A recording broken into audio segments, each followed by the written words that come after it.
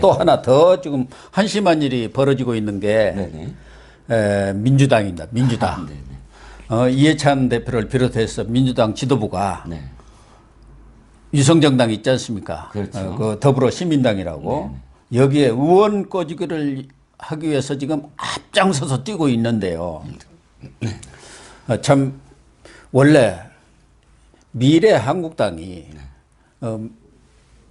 미래통합당에서 의원들이 몇 사람이 이제 왔었지 않습니까? 그렇죠. 그걸 이제 민주당이 의원 꼬지기라고 해가지고 엄청나게 비난을 했고요. 그때는 자기들은 아예 이런 비례정당 절대 안 만든다고 하고 큰 소리 치고 있을 때죠. 거기다 의원 꼬지기라고 하니까 그 이재정 대변인이라고 있었잖아요. 그 여성 대변인. 후한무치한 행동을 하고 있다고 뭐 이렇게 비난하더니 자기들은 비례정당 다 만들고 거기다 짝퉁 또 비례정당까지 만들었어요. 열린민주당인가 그게 짝퉁 아닙니까? 예, 그렇죠. 이중대, 일중대, 더불어시민당인가가 일중대고 거기다 지금 의원 꼬지기까지 하고 있지 않습니까? 네, 그렇습니다.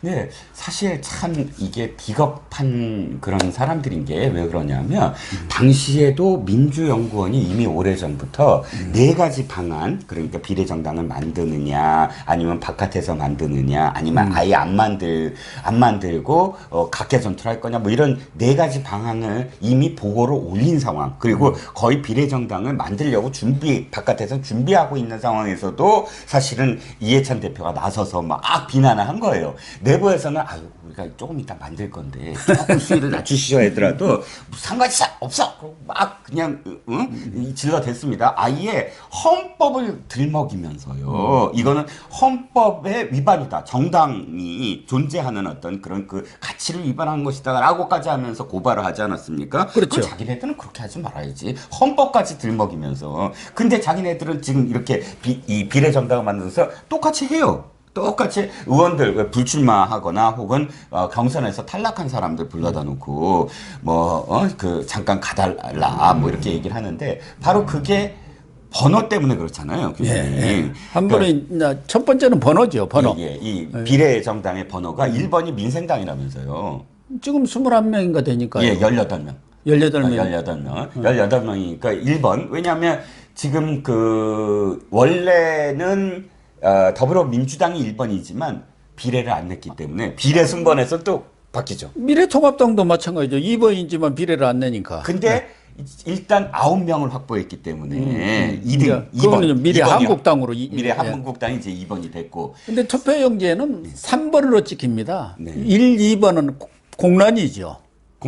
세 번째부터가 민생당. 그런데 이제 어쨌든 그래도 없으니까 비례정당에서는 1번이 되는 1번이 거죠. 되는 셈이죠. 근데 사실은 정의당이 바보 같은 사람들이 뭐냐면 미래통합 더불어민주당 더불어시민당은 비난을 해야 돼요. 왜냐하면 지금 이 사람들은 미래한국당을 고발을 했는데 타깃이 미래한국당이 아니라 자기네들이 표를 얻으려면 더불어시민당을 고발을 해서 또 열린민주당을 고발을 해서 이게 안 된다라고 얘기를 해야지. 근데 지금은 정의당이 6명에서 3번인데 이 더불어시민당이 만약에 7명이 목표래요. 딱 한 명만 정의당보다 한 명만 더 있으면 그냥 자연스럽게 3번, 그러니까 세 번째가 되니까 그러면 정의당은 완전히 이번에 큰일 난 겁니다.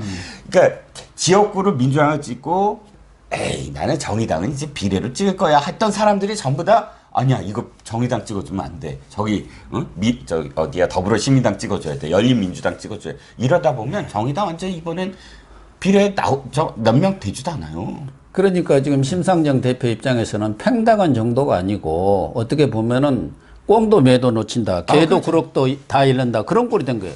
당도 지금 최근 여론조사 보면은 정의당 생긴 이후로 최저치를 기록하고 있습니다. 국민의당보다도 낮아가고 4%도 안 될 정도 지지율을 보이고 3% 내외로 보이고 있다고 보니까. 본인도 지금 고향갑에서 간당간당해요. 언제부턴가 잠룡에 묻지도 않아요. 대권 후보로. 그래서 정도를 걷지 않은 정치의 종말이 어떻다는 것을 열심히 보여줬고 본인도 때늦은 후회를 하고 있지만 지금은 어떻게 하겠습니까? 또 이해찬 대표 이분이 비례정당 만들고 뭐 꼬주기 어쩐다 해가지고 정치를 희화한다고 그렇게 난리를 쳤죠. 지금 진짜 코미디를 하고 있지 않습니까? 희화하는 게 코미디 아닙니까? 영어로 말하면은. 네. 다들 코미디라고 지금 얘기하고 있지 네. 않습니까? 특히 그 점심 오찬 정치 또 뭐 티타임 정치를 하는데 불려간 사람 중에는 대부분 나 안 간다. 난 반대했던 사람이다. 예를 들어 금태섭 의원 같은 경우도 그건 다 뭔가 아니에요? 그렇죠. 그렇게 사실은 추가 공모라고 할 때부터 금태섭 의원을 안 뽑으려고 작정한 거 아닙니까? 현역 의원이 떨어지는 경우는 더군다나 전혀 정치 초년생하고 경선부터 떨어지는 일은 거의 없는 거예요. 그렇죠. 아예 금태섭 의원을 팽시키기로 작정을 한 자기들 문바들 소위 대깨문들을 겨냥해서 한 거거든. 그런데 그런 사람보다가 더불어시민당으로 가세요. 탈당하고 그건 인간도 아니잖아요. 정치적 도의랄까요? 정치 도의를 넘어서 인간적인 기본적인 A라는 게 있지 않습니까? 금태섭 의원은 그런 자리인 줄 알았으면 안 갔을 텐데 그냥 위로 자리인 줄 알았다. 그래서 갔는데 덜컥 위로는커녕 더불어시민당으로 가라라고 얘기를 들어서 뭐 놀랬다 뭐 이런 후일담을 얘기를 하더라고요. 근데 이해찬, 이인영, 윤호중 이런 사람들이 이렇게 참여를 했는데 이거야말로 선거법이라든가 뭐 이런 정치적 뭐 어디 법 위반 아닙니까? 그렇죠. 의원들한테 다른 당으로 가라고 막 이렇게 일종의 회유 내지 협박 내지 강요한 것 아닙니까? 한두 가지가 아니죠. 근데 지금 이종걸, 뭐 이규희, 뭐 그래갖고 재윤경 지금 이런 분들은 뭐 가는 걸로 한 7명은 채워진 모양이에요. 채워지는. 근데 이종걸 이 사람은 무슨 사람입니까? 그래도 자기 뭐 저부라든가 뭐 여러 가지로 봐서는 정말 뼈대가 있는 집안 사람 아닙니까? 컷오프인가 경선에서도 떨어지고 거기 가서 대표하려고 그러나? 더불어시민당. 원주철 가서 대표 온 거 그것 보고 야 가서 그 대표라도 하고 총선 잘 치르고 나면은 그래도 어디 따뜻한 자리 하나 주겠지. 이런 기대를 하고 있다고 봐야겠죠. 그런데 그게 참 그러면 이종걸 의원이라는 사람이 하수인 게 결과를 놓고 봤을 때 사실은 이건 보복이거든요. 이종걸 원내대표 시절에 문재인 대표 모시고 있을 시절에 사실 이 대놓고 문재인 대표를 사실 그 대들고 막 흔들었던 당사자잖아요. 국민당 그 당시 19대 아니 20대죠 20대. 그때 금방 뛰쳐나갈 거의 하는 순간에 그냥 멈췄잖아요. 그쪽으로 가려고 하다가 비주류에 아주 또 이 사람도 그렇죠. 사람 그러니까 아니었어요. 자기한테 뭐가 이쁘다고 뭐가 돌아가겠습니까? 그런 말도 불구하고 이걸 국물이라도 주지 않을까라고 생각을 하고 시키는 대로 하는. 몇선 의원이면 벌써 이종걸도 그렇고 참 이 운동권 사람들의 그런 행동을 보면 어떻게 이럴 수 원혜영 의원 같은 경우도 얼마 전까지 공관위원장을 하고 불출마하고 얼마 전에는 총리 후보 물망까지 오른 분 아닙니까? 그래도 우리나라 정치에서 그래도 참 깨끗하고 신사다. 아니 몇 명 이런 분한테도 가라고 하면 그 말이 됩니까? 몇 명 안 되는 분이죠. 예를 들어서 뭐 저는 개인적인 어떤 평가이긴 하지만 유인태라든지 또 김진표 또 돌아가신 법무부 장관했던 강봉균 의원 또 이제 원혜영 의원 이런 뭐 재정구 의원 뭐 그런 분들 이런 분들은 사실 민주당 출신이고 제가 뭐 강령이라든지 이런 것들을 꼭 동의하진 않아도 그럼에도 불구하고 소통할 줄 알고 끝까지 그 어떤 의원으로서의 자세를 지킨 분들인데 이 사람한테 가라. 가서 평생을 민주당을 지킨 사람한테 의원 꿔주기에 그 대상이 그 모든 명예를 버리고 당신 가시오. 이제 끝났잖아 인생. 정치도 이제 끝났잖아. 이런 짓을 하면 안 되죠. 이해찬 이 사람도 지난번 20대 총선 때 김종인 그때 비대위 대표한테 컷오프 당하고 아주 절치부심하고 얼마나 또 그 독한 소리를 해댔습니까? 그런 사람이 어떻게 다른 사람한테 이런 식으로 하냐 이거예요. 아니 자기가 당한 게 또 있잖아요. 저 문재인의 복심이라고 얘기하는 저 부산 시당 출신 대놓고 이해찬 선배님 물러나십시오. 맞아. 그렇게 있지. 아예 공개석상에서 최인호가 공개석상에서 이해찬 선배님 물러나십시오. 그게 이제 시초가 돼갖고 결과적으로는 이미 친문들은 이해찬 내쫓으려고 작정을 했고 그거를 차도살인한 거잖아요. 김종인 손을 빌려서. 그렇죠. 그 사람이 자기가 그렇게 당했으면서 자기가 그렇게 더 심하게 친문들을 등에 업고 한다. 정치라는 건 정말 뭐 도의도 없고 아무것도 그래서 없다지만 쓸쓸합니다. 예. 참 너무하다는 생각이 들고 사실은 지금 투표지에서 상위 순번을 받아야 유리한 측면도 있는데 또 하나는 돈 문제가 있습니다. 그렇겠죠. 예. 선거 보조금이 440억이 나오는데 일단 원내 교섭단체가 되는 쪽한테 먼저. 절반을 탁 띄워줘. 220억을 예. 나눠주고. 예, 예. 나머지 5석 이상인 곳에 또 5%를 나눠주고 이렇게 되어 있기 때문에 네. 예를 들면은 지금 한국당 같은 경우 지금 한 10명이 됐어요. 김정은 의원까지 가서 네. 10명만 더 쳐서 한 20명 교섭단체를 만들어 놓으면은 지금 민생당이 교섭단체가 안 돼버리면은 3개뿐이 안 되니까 그렇죠. 한 70억이 들어와 버려요, 돈이. 민생당이 또 쪼개질 위험성이 있어요. 보니까 정동영 의원이 막 뭐 비는 4개라고 하더라도 네. 교섭단체가. 그래도 55억이에요. 뭐 빈집에 황소가 지금 때로 지금 몰려오게 생겼으니까 이것도 선거 자금으로서는 아주 뭐 큰 돈이죠. 정당으로서는. 네. 그거 가지고 다 미래한국당 선거 다 치를 수가 있죠. 뭐 비례대표는 돈 들어갈 것도 돈 없잖아요. 들어밖에 없는데요. 그 뭐 돌아다니면서 유세지원이나 예, 좀 하고 예. 뭐 이런 거 아닙니까? 슬슬 돌아다니면서 미래통합당 지역구 후보들 뭐 이렇게 도와주고 그것도 잘못하면 선거법 위반이니까 대놓고도 못 해요. 은근히. 그러니까 하나는 상위 순번 넣는 거도 있고 하나는 돈이에요. 네. 그러니까 실리가 짭짤하죠. 그렇죠. 그래서 지금 난리 법석을 펴는 거예요. 그래서 최소한도 이 더불어시민당도 한 7석 정도. 네. 그러면은 정의당보다는 위로 가거든요. 그래서 3번이 됩니다. 근데 그거 더 올라가면은 2번이 돼 갖고 자칫하다가 미래통합당 쪽으로 이렇게 같이 학렬이 되니까 그것까지는 안 갈 거예요. 현실적으로 지금 27일까지 민생당을 넘어설 정도의 사람들을 더불어시민당으로 보내는 것은 거의 불가능한 거 아닙니까? 불가능하죠. 민주당 의원들이 아무리 그런다고 갈라고 하겠습니까? 뭐 비례대표 하던 사람들이야. 어차피 뭐 고리 갔다가 또 나중에 어디 좋은 자리 하나 갈 수도 있으니까. 아직은 자리가 있으니까. 그 사람들이야 뭐 어차피 뭐 지역구 의원도 아니니까 갈 수가 있지만 대다수 의원들은 그래도 잘 안 갑니다. 자기 명예가 있고 자존심이 있는데 꼬주기 하는 대로 가서 되겠습니까? 이 꼬주기의 원조는 사실은 원래 새천년 민주당입니다. 새천년 김대중 민주당. 전 대통령 시절에 새천년 민주당이에요. 그게 아마 2000년일 겁니다. 네, 2000년. 그때 15대인가 그렇게 됐을 거예요. 예. 그 집권 한 3년 차 정도였어요. 제 기억에도. 그렇죠. 97년에 집권했으니까. 네, 98년인가 집권했지 않습니까? 98년 그런데 그 당시에 낙천 운동이라는 게 벌어졌지 않습니까? 이 지금 박원순 시장이 주도를 했죠. 아예 참여연대에서. 그래갖고 그때 자민련이 17석을 얻어갖고 교섭단체가 안 됐죠. 안 됐어요. 그래가지고 그래서 세석을 새천년 민주당이 김대중 대통령이 이제 그 신의 뭐 도의가 있어야 된다 해갖고 3명을 꽂았죠. 그래서 그것도 내가 지금 그 당시 취재 기억이 나는 것은 처음에 송석찬, 백이선, 송영진 이 3사람을 보냈어요. 네. 그러면서 그 송석찬 의원이 멋있게 얘기한 DJ한테 충성 편지를 보냈어요. 한 마리 연어가 돼서 떠났다가 다시 돌아오겠습니다.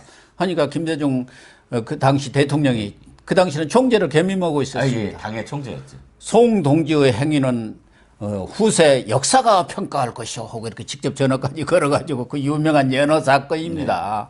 그런데 세석을 빌려주었는데 그 당시 자민련에 있던 강창희 의원이 이걸 아니다 어떻게 이런 정당 행위가 있냐 해갖고 나 자민련 안 하겠다 했고 제명을 당했어요. 그래서 2차로 장제식 의원이 갑니다. 예결위 원장. 그 2차로 구워졌어요. 그것까지는 제가 기억을 못했어요. 저를 그때 취재를 했거든요. 그런 기억이 나는데 어쨌든 뭐 통합당도 지금 10명인데 좀 더 늘리려고 하는 것 같아요. 네, 알려듣기로는. 좀 더 늘려서 원위치로는 뭐 앞으로도 한 10명 더 올 것이다 뭐 이러고 이왕이면 그냥 교섭단체를 만드는 게 어떠냐 하는데 그쪽은 사실 이쪽보다 훨씬 일찍 시작했고 또 어느 정도 그림이 그려져 있기 때문에 그러니까 이 더불어 시민당보다는 훨씬 이 의원들을 더 이렇게 채워넣는 건 큰 무리가 없는 것으로 보입니다.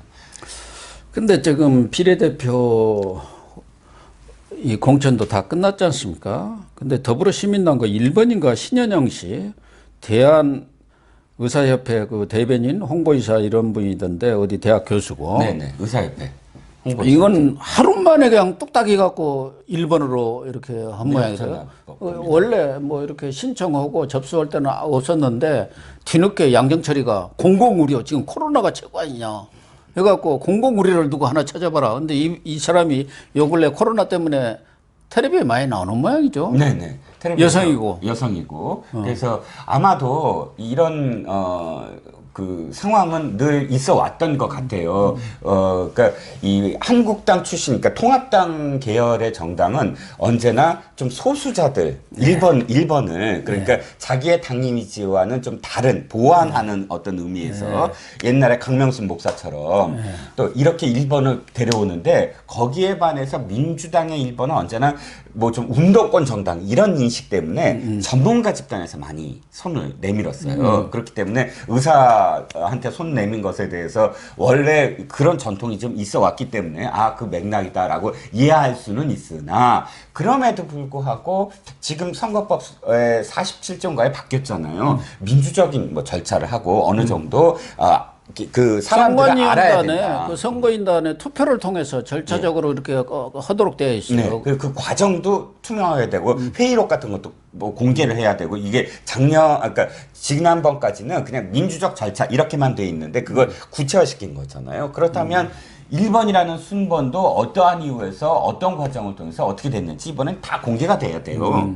근데 알려진 대로 양정철이가 명재천 민주연구원 원장이 이번엔 해라고 이렇게 하는 거를 보면 정말 대통령의 오른팔이 아니라 거의 뭐 대통령급의 지금 행위를 하는 게 아니에요. 당 총재가 이제 다시 부활한 거 아닙니까? 응?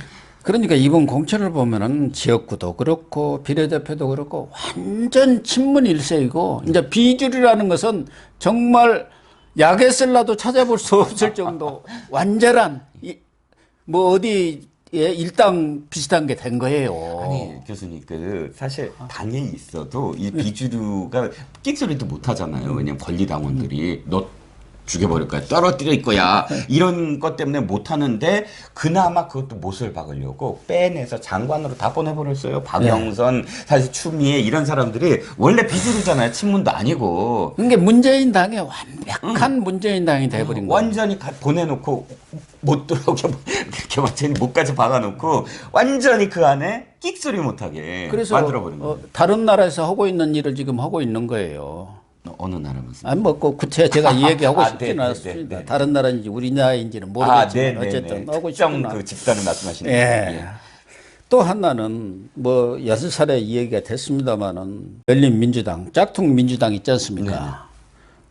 거기도 보면은 1번이 비례, 거기는 뭐 지역이 없으니까 김진애 전 의원이에요. 이분이 전에 알뜰신잡이라고 어떤 방송에서 유시민 전 의원, 그러니까 지금 노무현재단 이사장하고 거기에 나와갖고 어쩌고저쩌고 하더니 유시민 추천이 있었나? 1번을 탁 받았어요. 그래서 더불어시민당인가요? 유시민. 열린민주당 출신 의원이죠. 당시에 아마 건축 쪽이에요. 네, 건축 쪽이에요. 그래갖고 뭐 유럽 돌아다니면서 유시민하고 까끌까끌거리고 좋아하고 그러더라고. 그래서 열린민주당 시절에 저는 기억을 하는데 거의 이재정급 네. 말빨. 네. 이재정급 그 언변으로 아주 독하게 이 상대당을 그냥 이 말로 그냥 죽여버리는 그런 언변을 가졌죠. 그러니까 아마 그 김진애 원래 이 당이 이 열린민주당이 여성 후보가 없어서 얼마나 힘들어했는지 몰라요. 무조건 여성 후보가 50%잖아요. 그래서 공지영한테도 뭐 이렇게 했는데 본인이 프로포즈하고 뭐 했는데 거부를 어쨌든 했는지 어쨌는지 김진애를 갑자기 이렇게 자원 재활용이군요. 이게 아니고 그래서 나는 유시민이가 이렇게 추천했나 알뜰신잡인가 그 네. 프로에 나와서 같이 촥 콤비 맞춰갖고 이렇게 떠들더니 야참 김진애를 다시 국회에서 보게 되는군요. 제주들 좋아요. 예. 또 하나는 뭐 최강호, 김의겸, 황희석 뭐 이런 사람들이 다 상위 순번이고 이런 것은 거의 손혜원이 자주지하는 것 같아요. 정봉주 뭐 부사는, 이런저런 예. 얘기가 나오면 필요 없어. 내가 밀고 갈 거야. 딱 그래 버렸더구만. 그럼 아니, 끝이요? 저는 이번에 아예 대놓고 김정숙의 어떤 영향력을 이렇게 대놓고 얘기하는 사람들은 정말 아니 유튜버나 사실은 이렇게 유튜버나 이거 다 김정숙이 한 거 아니야? 김정숙 여사가 다 뭐 영향을 한 거 아니야? 이렇게는 얘기하는 거 봤어도 자기네들 입에서 뭐 문재인 대통령의 입과 문재인 대통령의 칼과 김정숙 여사의 절친이 만든 당이다. 정봉주 입에서 그걸 아예 대놓고 얘기할 거라고는 그래서 생각도 못했습니다. 시민들, 국민들 사이에서는 열린민주당은 김정숙 당이고 네. 더불어민주당은 또 더불어시민당 시민당. 여기는 이제 문재인 당이고 이렇게 부당이군요. 그러면. 예. 그렇게 뭐 비아냥이 나오고 있는 것 같더라고요. 네. 어쨌든 참 최근 돌아가는 이 정치판을 보면은 정말 시청자 여러분 기가 막힙니다. 이런 분들이, 이런 사람들이, 이런 집단이 과연 집권당으로서 이 나라를 끌고 가도 되는지 걱정이 앞섭니다. 오늘 방송 마치도록 하겠습니다. 시청해 주셔서 감사합니다.